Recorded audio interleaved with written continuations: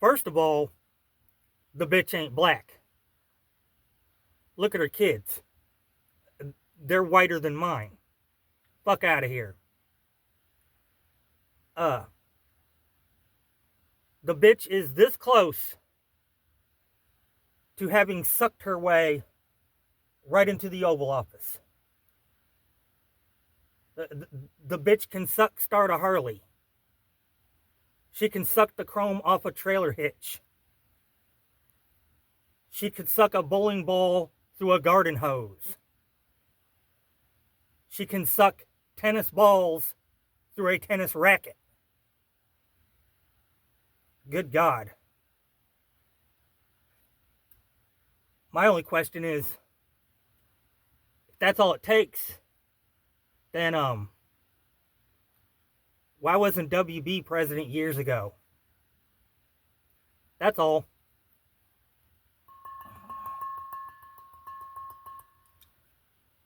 Onse. Number 11. Parlance of 60s drug dealing as burning them on a bad drug deal. So that's what it was all about. And Linda Kasabian, who already, like Tex Watson, had a history of robbery and drug dealing, was just doing her usual MO. So the horrible irony of it is this woman who's remembered as the angelic savior who blew the whistle on her co-defendants, in my mind, was actually the instigator of the crime. And Bugliosi was cynical enough to make a deal with her simply because she made a better and more credible witness than Susan Atkins. So that's a pretty shocking piece of information. It's been something I've been aware of since the 90s when I really got into the depths of the deception here. You have to let that sink in. She's a free woman. I'm pretty sure she instigated or was the co-instigator with Tex Watson of these crimes. One thing I need to point out for people who are skeptical about that, ever since then, she has been continually in trouble with the law involving drug dealing, methadone. Even her children have become criminals. So, nothing has changed for her. She started as a criminal before she got involved in this commune, and she remained one until very recently, and perhaps to this day. So her criminal record is open and available, but you don't see the mass media ever saying much about it because it blows the story. It just doesn't fit in to the narrative of her as the heroine who innocently got caught up in these murders. Before we get into the details of August 1969, I'd like to come back to this idea of relationships. With whom did Manson have the best relationship? With whom did he have the most contentious relationship? And who really had a special bond with him? Right. Well, my gut reaction to that is who he liked the most, from having spoken to him often and written to him even more often since 1985, is the most undiluted affection that Manson has expressed has always been for Lynette Fromm. And again, I could no way say that I'm speaking for him, because nobody should ever try to do that because he's too complex to speak for. But my personal interpretation from my conversations with him has been that he had the closest bond to Lynette Fromm. And in saying that, I have to say, as much as I've been able to have a rapport and get along with Manson, he's also a very vindictive, mean-spirited person when you get to know him. He can be generous, he can be kind, but he also has a very wrathful temper. And I've never heard him say anything completely good about anybody, including myself. I mean, that's just sort of the rules of engagement with him. So it's remarkable that the person he's pretty much only had good things to say about is Lynette Fromm. And he's referred to her as his old lady, his woman, almost implying a kind of wifely relationship that I have never heard him say about other people he was involved with. So that's my interpretation of it. They had a genuine love affair, I would say. Would you happen to know if Manson is still in contact with Lynette Fromm, or if he's even allowed to be? She was paroled, Lynette Fromm, in 2009, and some of the conditions of her parole is that she's absolutely not allowed to have any contact to Manson whatsoever. And I've had correspondence and contact with her, and I do respect her, and she served her time. So I don't really want to get into intruding on her personal life, but she has followed the conditions, which requires her to have no contact to Manson, which is ridiculous. It's still based on the idea that he's a criminal mastermind who could hypnotize her to commit another crime, which is nonsense. But you have to go along with these things, and she served her time. So I'd rather not get into her personal life and let her enjoy her freedom. Well, you did ask about who did he argue with the most. It's just that, without a doubt, from what he's told me and from what other people who witnessed it, Susan Atkins was always a bone. They had a very deep relationship, but she was far from being a obedient zombie brainwashed follower. Was very disobedient and constantly causing trouble.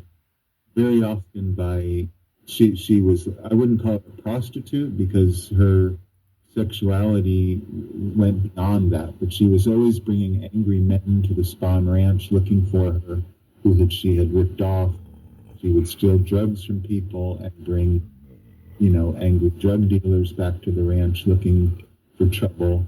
So, and she actually broke away briefly from the commune and sort of tried to form her own group, which is a sort of disputed episode in this whole thing when she went to Mendocino. But she sort of struggled with Manson for authority, and yeah, she was a very temperamental person, and he is too, and you can only imagine the fireworks that came from that. But she definitely was the one that he had the most contention with. Now, you mentioned earlier that you would absolutely attach Watson's name to the murders. So who is Charles Tex Watson? Well, that is the key question, because if the media and law enforcement and the jurisprudence system in Los Angeles presented this case correctly, we would be talking about the Watson murders, because that's what they were. Again, anyway, and I'm sure there's people who are skeptical about what I'm saying, and how could they not be after 48 years of being lied to and being consistently presented nonstop the same barrage of the myth and the fairy tale of Helter Skelter and of the evil manipulator who convinced and brainwashed these young people to kill for him. Of course, they have reason to be skeptical. But we have to remember, Charles Watson is who committed these murders. He's who went there. He's who stabbed these people. And he is at the center of this thing. And what more important than what exactly went on with the murders is, why has he been erased from history? Why don't people think? I mean, for instance, Charles Manson is like the epitome of evil in the public consciousness. He's compared to Hitler, the devil. He's considered the most evil person in American history, I would think. Based on what exactly, though, I think you'd be hard-pressed to say if we really looked at what his pretty banal criminal career has been. All we can prove is he was a pimp, major auto theft, drug dealer, credit card theft, crime on a major level, but not a serial killer, not a murderer. Nobody's ever accused him of physically murdering anyone.